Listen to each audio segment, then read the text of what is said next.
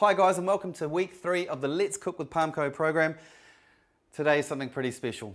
Okay, today it's all about the chocolate fondants, and I know you've probably eaten one before and it's been oozing and delicious, but this one is even better than that because the guys at the Healthy Food Guide magazine have come up with something with less calories but with exactly the same flavour, and I think that is a wonderful thing. So instead of using butter or cream, we're going to use a little bit of evaporated milk, and I think the end result is just as good. Now, I'm going to go through the whole process, but before I do, the main thing that I want you to remember is as soon as they come out of the oven, get your photograph taken and get straight onto the Let's Cook website, upload your photographs so that everybody can vote for you. It's the most important time. We're getting to the business end of this program, so please remember, the more photographs you get up, the more votes you'll get, the better your chance of winning is. So, step 1. Right, I've got some ramekins here, and it's really important because the fondant's going to stick. It's a really fast cook, about 200 degrees for about 10 minutes. So it's really important to make sure that nothing's going to stick to the ramekin. So again, instead of using butter, I'm going to use some of the olive oil spray. Now you don't need a lot. Just give it a light dusting on the center like that. And you'll see there you get a nice little coating, but you don't want to just leave it with oil. So a little bit of flour, you don't need too much. It just goes into there like so, and then you just dust it around. And what that'll do is just leave a really fine layer of the flour and the oil, and of course the cake should just come out beautifully.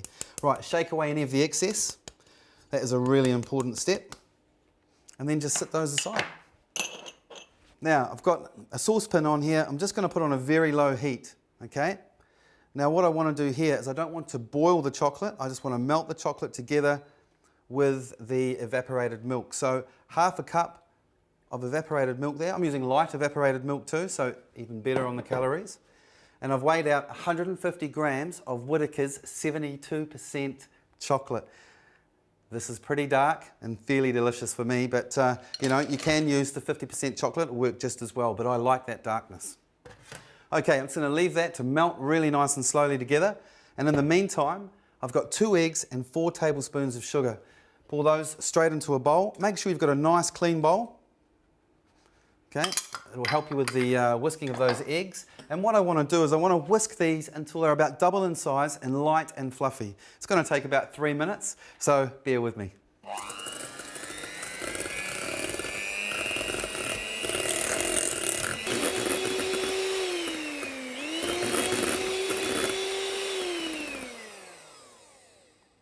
Okay, I can see there that my eggs have definitely doubled in size. They're nice and light and pale coloured, so we're ready for the next stage.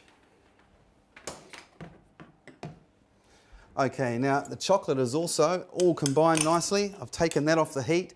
It didn't come to the boil. Okay, so now all I want to do is combine the two and gently fold them together. So you'll see I'm using a spatula here. It's my favourite tool in the kitchen. Just going to put that straight into the egg mixture.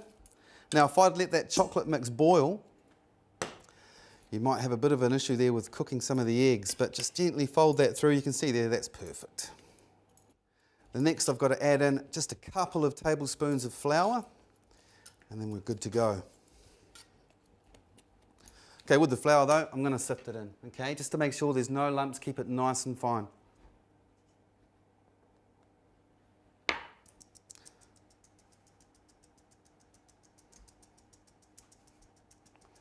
There you have it.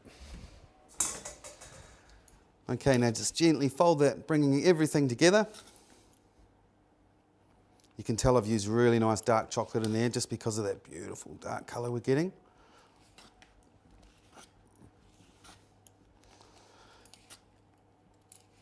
And there you have it. That's your final mix, ready to go. This is where I make a mess. Okay, using a spoon, I always find that's the best bit. Wipe the bottom of the spoon off and then straight into the ramekin. If you do have a pouring jug, you could definitely do it into that. Now, I like to do them about 3/4 of the way up. That way you know that when they rise slightly, they won't go over the top.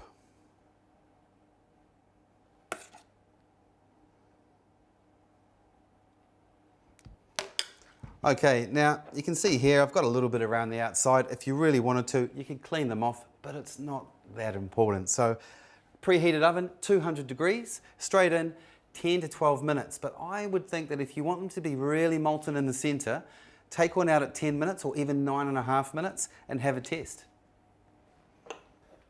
Beautiful.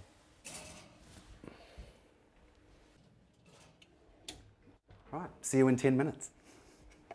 Hi guys, cakes have had about 10 minutes now. They are ready because I can smell the air. It smells absolutely delicious. But you know, the best thing about these desserts is that you can actually make them in the morning so that they're sitting up in the fridge ready to go for your evening meal. And you know what? The longer you sit them in the fridge, even up to 2 hours, the more molten the center will be because it takes a lot longer for them to get up to temperature. So a little tip.